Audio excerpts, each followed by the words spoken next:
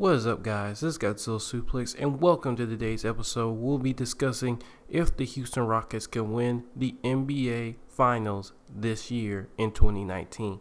But before we talk about that, please, guys, hit that subscribe button. Also, hit the notification bell so you can get updated on every time I make a video. Enjoy.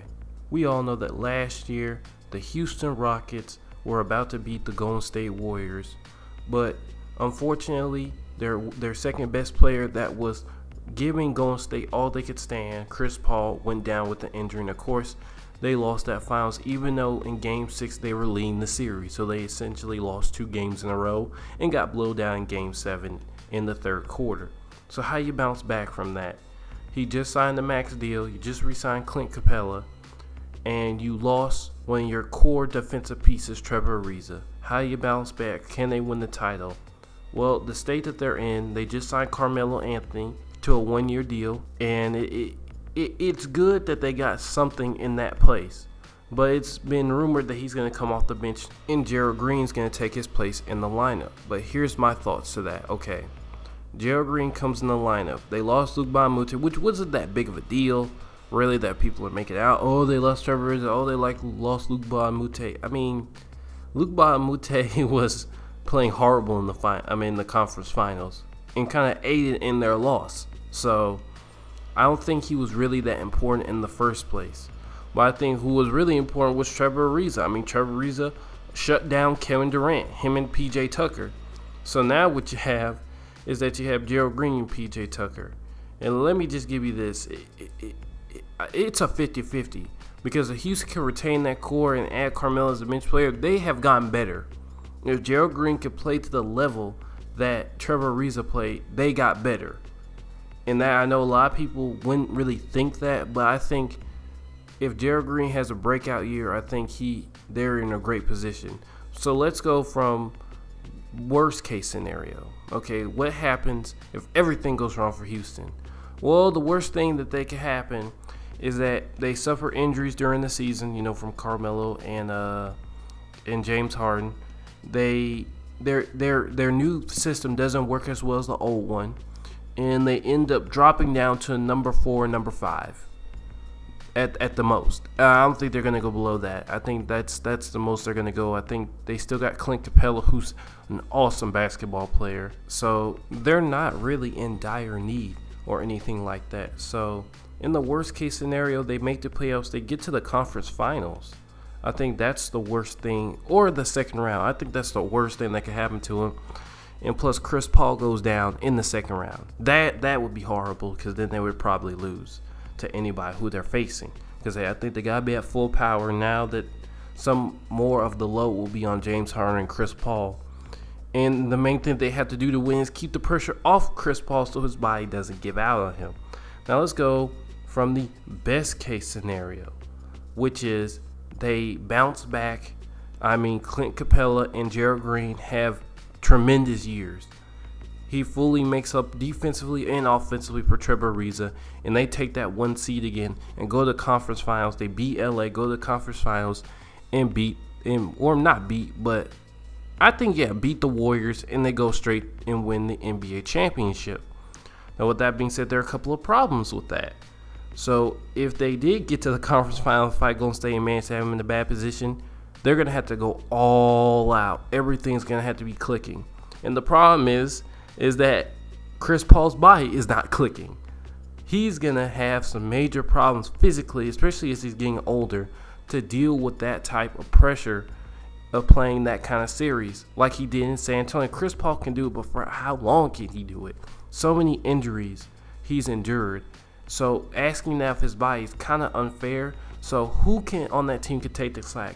Now, Melo can bring some valuable points off the bench if he fits into the system, but Golden State has been known to work as a team, and they could easily with their team defense, shut him down.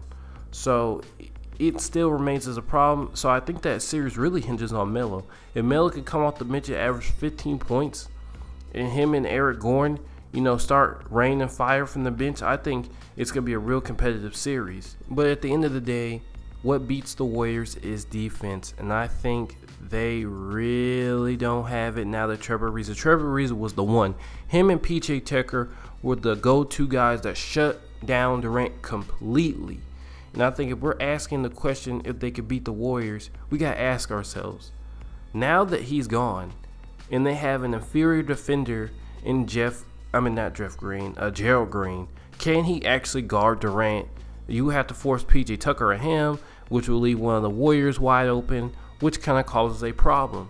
So now that's the real question.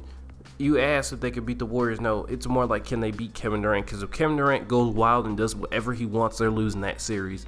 There's no way, because then they're going to have to delegate assets to take on Kevin Durant, which leaves Curry and Clay. They're going to be sent back there ready to strike when they delegate too much.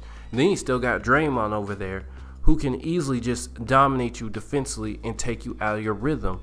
We know the Warriors are a rhythm team, and whenever they get into the flow, they are virtually unstoppable. But for the sake of the video, let's just say they shocked the world and they beat the Warriors.